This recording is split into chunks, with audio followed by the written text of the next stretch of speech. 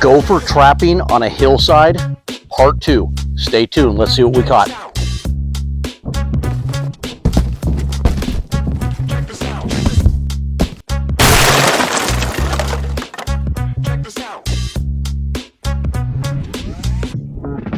Hey guys, welcome back to the channel. Craig, howtopest.com. We are here at part 2 of the gopher trapping on a hillside. Today we're going to check those traps for you. Got the sun in my face, so hopefully you guys are picking me up. And we're going to dig these things up, and we are going to see what we found. You're going to see it as soon as we see it. Please, Gopher! So over here, guys, if I can get the camera, this is where we showed you we had one on the hillside. I got the shovel ready. You know, we had 2 in the grass over here. And then we had, I believe, 2 up on the hillside back in the corner. Probably hard to see, but we'll get you up close and personal and we'll see what we got. But we're going to start right here and we are going to dig these traps up. If you guys remember in part 1, if you haven't seen part 1, go back. We show you how to set the traps.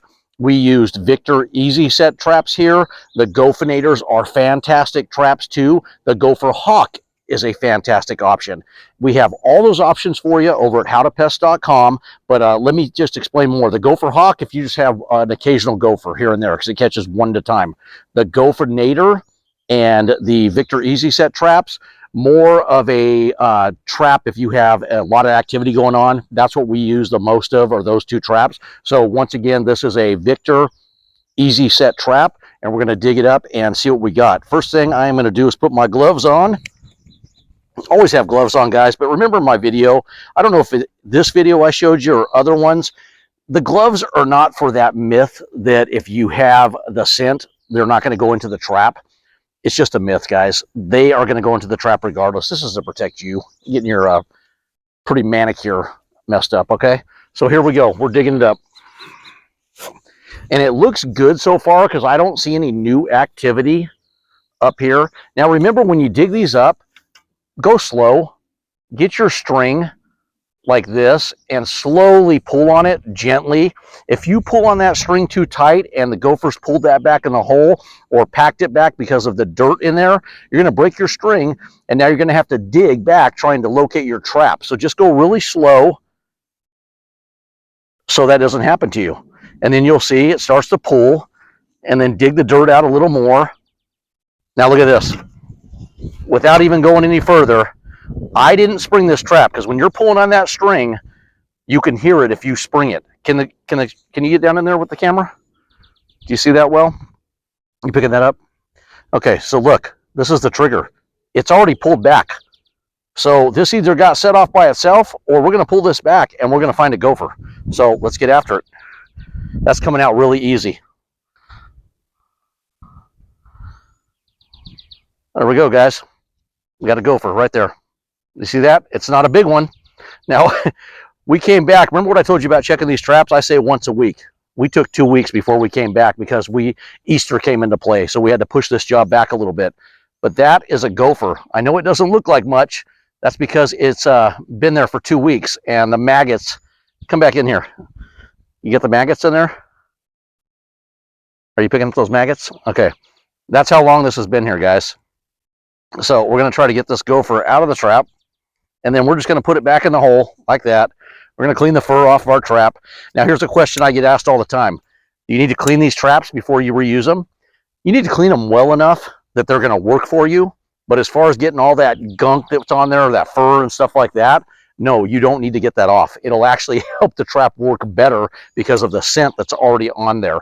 Now, as far as oiling these traps when they start to stiffen up on you, WD-40, no bueno. Do not use that. The best thing to use for these, in my opinion, is like a PAM cooking spray. Those cooking sprays work fantastic. They'll oil this thing up, and you'll be good as new. Okay, guys, so we have one gopher. I'm stoked about that. We're going to take this trap out. Going to wrap it up, and we're going to toss it back in our bucket. We're going to cover this back up, and let's get on to the other traps. All right, guys, we're going to check the hillside trap. Remember what I said about making yourself that little shelf for your knees, and then another shelf for your bucket so it doesn't go rolling down the hill, which there's my old shelf right there. Not much of a shelf anymore. But let's dig this bad boy up and see what we got.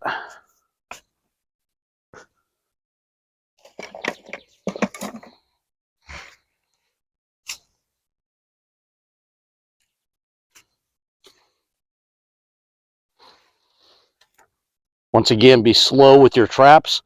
I feel like I may have sprung this one, but let's find out. Yeah, I sprung this one, so we got nothing in this trap. Let's wrap this up. Second one, locate the string. Remember what I said about these, the rope, the string, you can use baling wire. Now this one's completely off the string, so that's going to make it fun.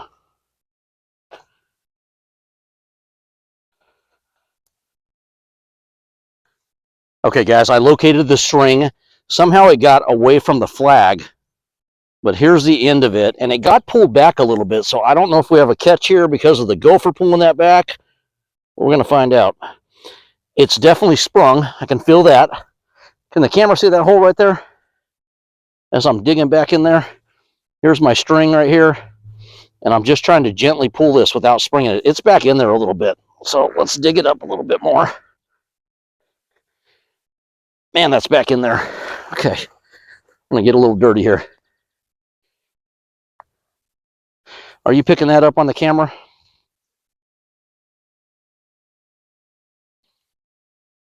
Oh, geez. Man, I hope we have a catch with all this work.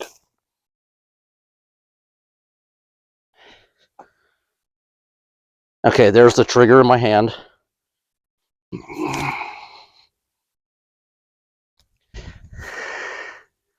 Hang on, hang on. Oh, we got something. Look at the maggots. Do you see the maggots there? Okay, there's not much left of this gopher, but we got them. So it got pulled back in there. It's kind of gross. There we go. There's your teeth right there. There's what's left of the head. That's what's left of the body. But that's what happens, guys, if you wait too long to check these traps. You come back, you don't have much left because nature's done its job. So that's good.